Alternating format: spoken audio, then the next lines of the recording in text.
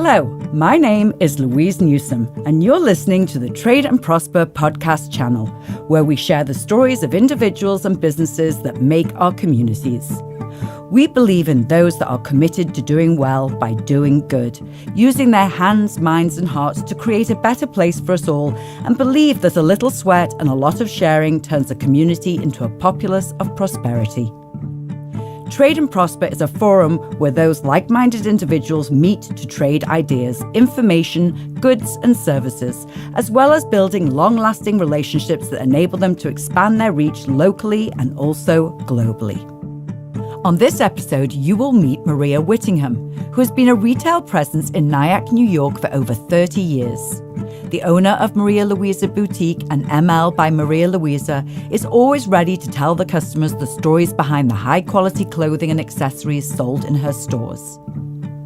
Maria is a well-respected pillar of the community who backs human rights causes and supports the local arts.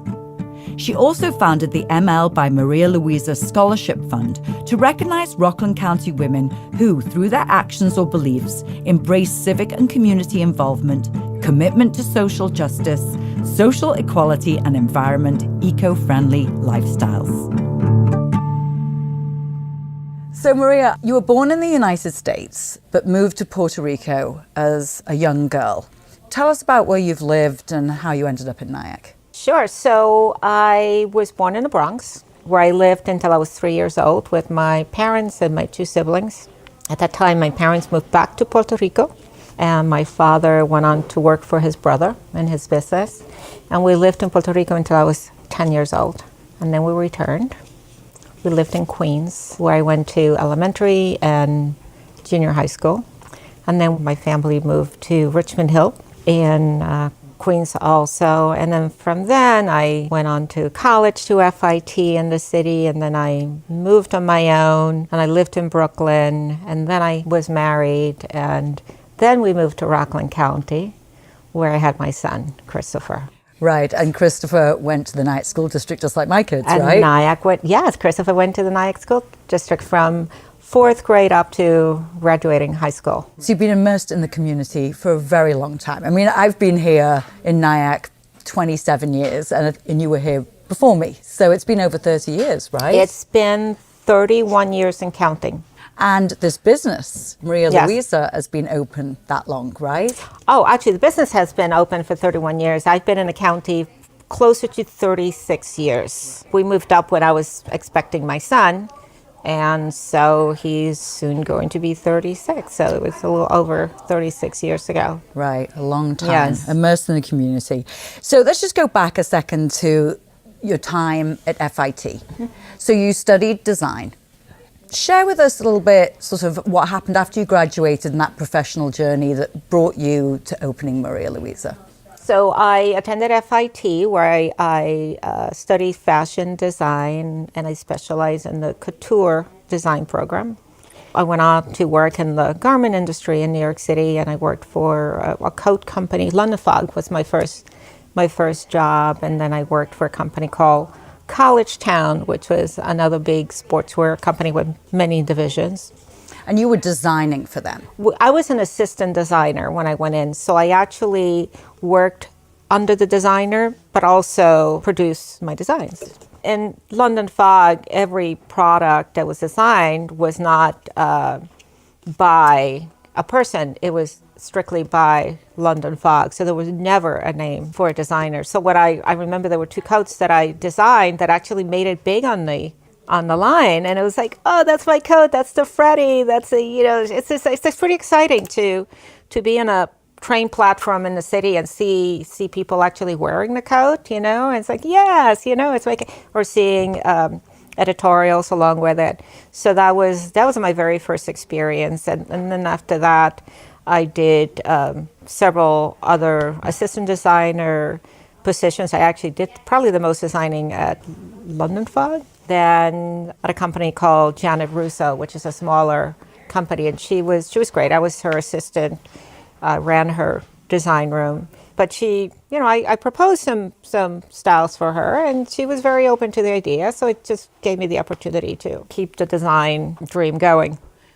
How long were you in that space of actually physically designing clothes? How long was that time period in your professional life? From the time I graduated from school and I started working at London Fog, and by the time I left the industry and began to do more freelance work, was probably 10 years, and I was submitting designs to the design team and so forth. So we're probably on and off about 10 years. But opening up my business was interesting because while I was at Janet Russo, I thought a lot about starting my own business, but I was focusing more on wholesale, more of a design business that then sold to retailers. So having your own design business, Right. designing your own label and Producing it and so forth. Right. And I would work on that in the evenings when I got home from working and going to school, because I was going to school for merchandising. Then one day I went in for my annual physical and I had a scare. And that scare actually prompted me to move quicker and not wait until I have investors and I have all my ducks in order, because what occurred to me was that at 29, I think I was about 29, because I started my business at 30, when I was 30 years old. At 29, first time in my life I realized I finally thought that I really was mortal, that you don't just grow old and then die, that it could happen any time in your life, and that never occurred to me. Right, because everyone's always talking about, I'm not ready for this, I need to wait for that. And sometimes you just got to jump in.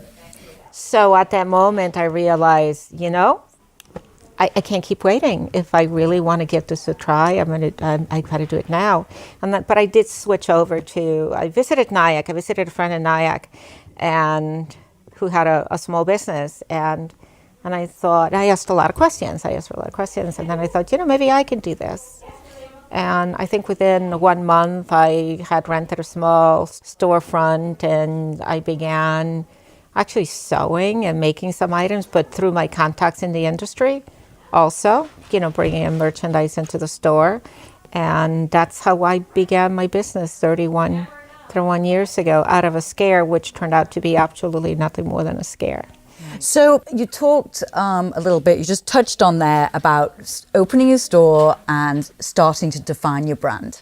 So it was you making some things, using your contacts in the city to bring in labels. So tell me over the years how that's evolved versus what the customers have been, where they've been guiding you. When I began my business and I began bringing, my retail offerings into the business, I definitely was working from my likes, what I would wear, what I would have in my home. And aesthetics have always been really important to me. So it's always been more than just hanging clothing on a rack or putting items on a shelf. It's about curating it. So it's always a curating kind of event, how the books are going to be on a shelf together and how they're going to show a little bit off, not absolutely always perfect, but how they would be in a real life setting. Same thing with clothing. They should complement each other if they're sitting next to each other. It should look like somebody's wardrobe, as opposed to these are the offerings for everyone who walks in through the door. Now, I did learn pretty early on that just because I would wear it doesn't mean everybody else would, and just because I wouldn't doesn't mean other people wouldn't, because it's different sizes, comfort levels, all of that. What has remained the same is my commitment to the style. So if it's something that I wouldn't wear, maybe because of my body type, or not really something that I lean to, but when I see it out in the world, I'm attracted to it, right? So I learned to cater to others other than to myself, because not everybody was my size. Not everybody had the same color sense. And so there are the colors that I like within a palette that maybe I don't wear as much, but I appreciate them and have full respect for them. When you're in a community and your business is your community and your community is your business, then one has to listen to what the voices are saying and what they're asking for. So if someone says, I need something for a party, well, tell me more about the party. Tell me more about what you like. Do you like something fitted? Do you like something loose? Do you like to be a little more casual? Do you like to jazz it up? Okay, now I know. It's all about connecting. It's all about listening. Listening more than speaking, for sure.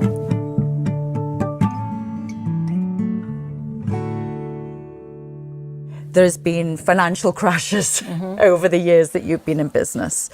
How have you overcome those moments and times to stay here? There have been many changes in our economy since I started my business, and I've seen, I think, actually 3 market crashes, because when I first opened my business, I opened my business during a market crash.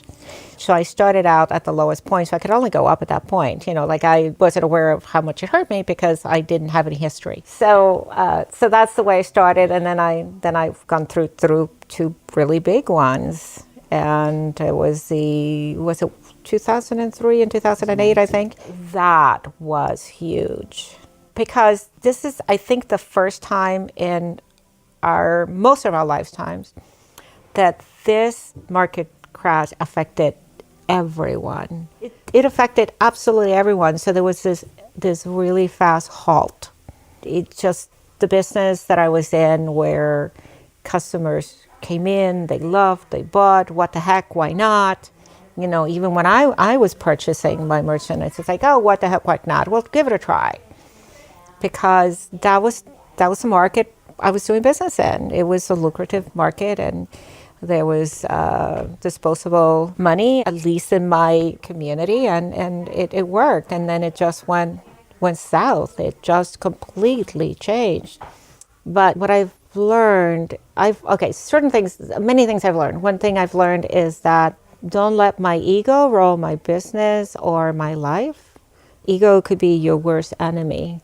So ego has nothing to do with the betterment of your business, of what you do and your livelihood, but it can get in the way. That's number 1. Number 2 is admit when you don't know something and be open to areas where you can learn and how you can learn. And one thing I've always wanted to do and always have done is that I try to get a lot of information of what the big guys are doing. So if the big guys are doing this, let me read up on it and see what's available for me or how I can achieve it at my level. So, learning about conversion rate and keeping track of what your busy times and not busy and percentage of inventory to what sells and all of those things, tracking software and POS. I think I was one of the first people in the Nyack community to get a computer. That's great. And a point of sale program, So we did that, oh my goodness, it's probably 20 something years ago. And Nyack was known for writing, little paper receipts at that time. But it does simplify your life, and it makes you be a better manager. Bringing in that element of technology into your business, and so early on, very smart. And we know how much the value of that is, to be able to understand your business model inside and out. So do I keep this on the shelf or do I remove it and replace it? Technology definitely is a vehicle for growth. I mean, if you can drive it and write it and work with it, it will work with you, at different levels. So beginning with being automated with a point of sale system where I could then draw reports to see, like in the moment, at the end of the day, what we sold, what our profit margins were, how much inventory we own, what our sales tax collected are, which was always a big to do, So it's like everything from going from hours of work, it's minutes of work.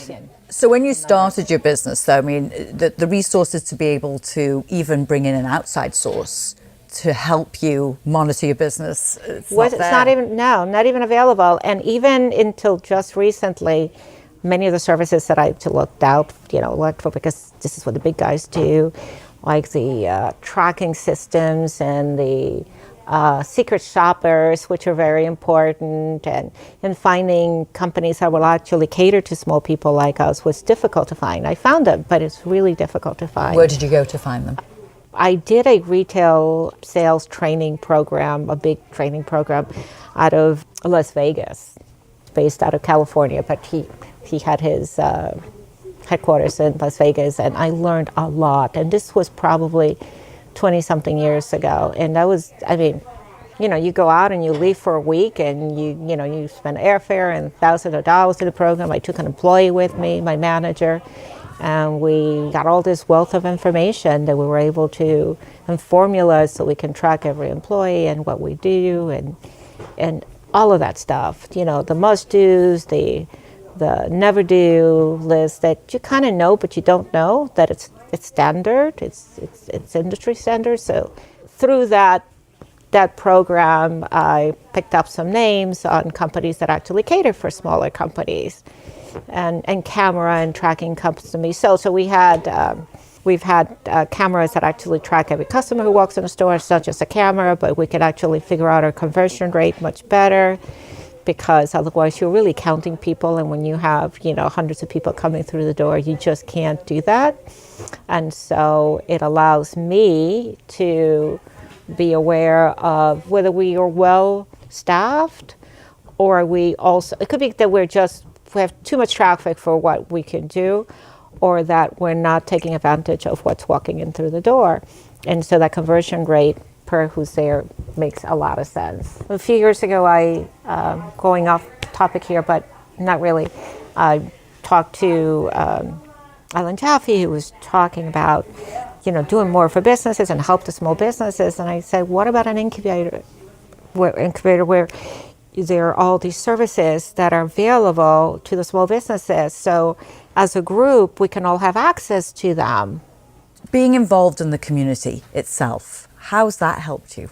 One thing I came to understand maybe 15 years ago or so is that, running a retail business, it's a lot of work, and it's not always joyful. It is. I love the buying, I love the setting, I love the merchandising, I love the meeting of people, I love all of that. But it's a lot of work, right? And honestly, I believe that everything in this business, in my store here, it's necessary in everyone's lives. I do, because I think that feel good and do good are all important rewards for going through life, and if you can shop ethically, and you can shop with a good relationship connected to that, and connection to the people who are making the merchandise, all of that is great. But some might say it's also frivolous and it's not something you need, and when the economy is bad, you cut out, right? You do all those things. But I disagree. Everything here has a reason to be here and to go home with customers. I try to do my buying ethically and with purpose, and if there's something a little frivolous, then it's because I really think we need it in our lives, kind of thing. But one thing I came to terms with was that involvement with the community, giving back to the community, became my reason to do what I do, because it gave me a different purpose. I love this community, and I love the young, and I love the old, and and there's so many ways that one can actually make a difference, and even if it's a small way, it's consistent, and it makes me happy. What are some of the things that you do? Did you do events at the stores? Did you feature artists? We do. As a matter of fact, this year I've partnered with a local artist, Joanna Goodman, which I'm really excited about. She is a very creative, very outspoken artist, and we've come to a partnership where we're going to be featuring items. She does this prints and work, but we're actually going to have products like tote bags and shower curtains and pillows and other things that showcase her imagery, her imaginary being imagery, and it's very exciting. So That's an example of things that we do. I love and continue to love is bringing in an artist who you know is a tremendous artist and maybe they don't even know it yet, and giving them the opportunity to showcase. And you continue that relationship and you see them become independent and just making those connections. It's great. Doing specific fundraisers for not-for-profit organizations, which, the Nyack Center is a big one for me, the Center for Safety and Change, the Pride Center, People to People. There are a number of organizations, and always something a little bit going under there. We established, I don't know if I share with you that we established a scholarship fund. So we're going into our 5th year now doing that, and we incorporate our donations through our POS system even, and it's just another way to give something or give a gift of giving, right? So how do you take all of these moments and push out your brand? Let's go back to talk about social media a little bit more, because I know you're on Instagram, you're on Facebook, you're on LinkedIn, Twitter.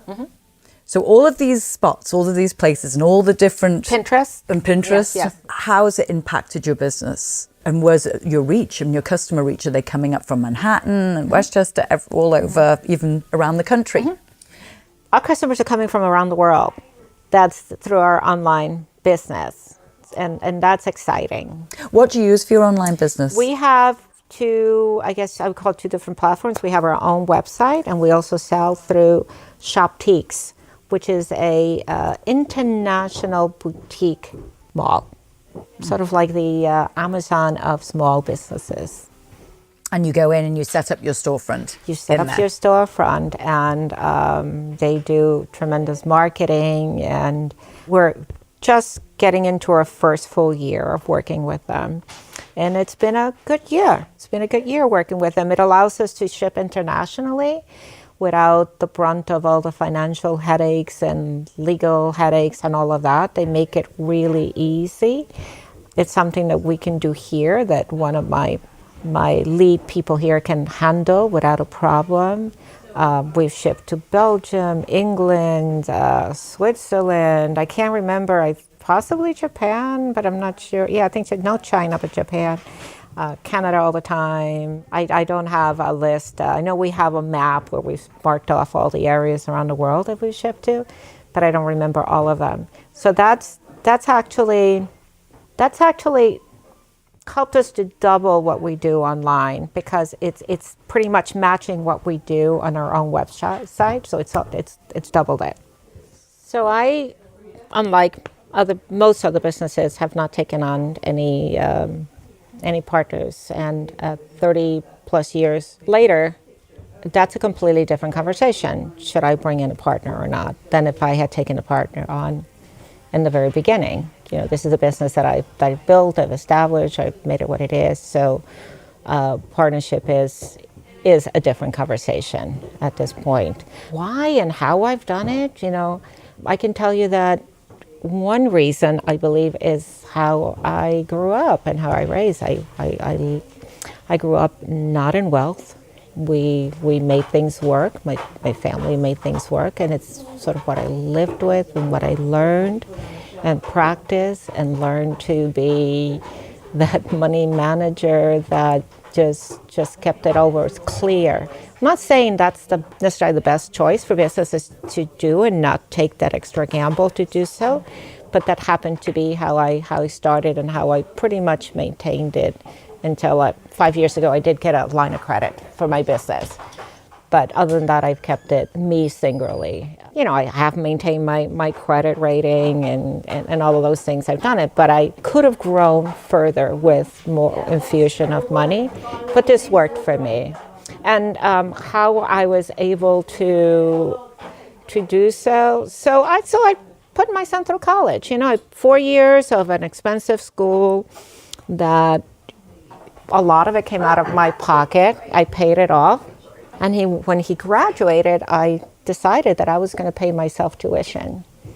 And I was going to struggle every year the way I did while he was going to school, and put that money away. And by saving that money, I was able to purchase a building where the store is. And so now you've not only doubled the size of your business, but you bought real estate Yes.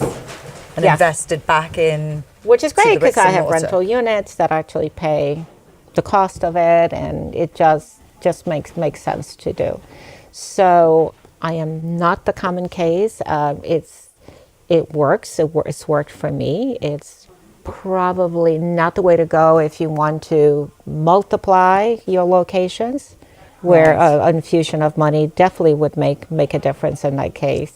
But for me, 31 years into it, I'm happy what I'm doing. I'm happy what I've done, and I'm kind of beginning to look forward to what's next. I was just about to ask you that. Yes. So what is next? I don't know exactly. I mean, even just, it's so hard to say exactly, definitively, No. but just ideas, You dreams. know, I've built a positive brand, which is awesome. I love it when I hear people say, "Oh, just think I'm gonna go to Maria Luisa's," or "I'm at Maria Luisa's, and I need to. Will you come?" And or when you see a bag, or when you're in the city and you see, further away from your community, and or locally in an event, and you see everyone who's dressed in your office, like, oh yeah. That's your community support. But what do I see next? Well, personally, I see building in more Maria time into my life. This has been my mistress for a very long time, and it's grown because I put so much of my sweat and heart and soul and everything. It's still very important that I'm here in some level, not physically all the time, but in my presence, my aesthetics, and making sure that everything is up to the Maria Luisa boutique standards, that sort of thing. And really looking for people who complement me in the business, not that they are like me in the business, but actually complement me. And lately looking at someone actually very much like me, but maybe 30 years younger. Now, just to end, I just want to ask you about everything that you've done, all of this accolade. It's been recognized in the community. I've been Latina Woman of the Year, Rockland County Businesswoman, I'm trying to think of the RCC, gave me a mentorship award. I mean, I have a shelf full of of awards and plaques, and I don't remember what they all are. It's taken some time to be able to take in the good and not considering that to be the end all, and know that there's good, and I still have plenty of work to do and plenty of work that I want to do. And it is pretty exciting that I've gotten to the point where I've actually have reached and influenced other people near and far. And that's important. Thank you for joining me today on Trade and Prosper. For more information on our organization and to listen to more podcast episodes, head over to tradeandprosper.com. Also, follow us on social media for the latest news, events, and posts about a business near you.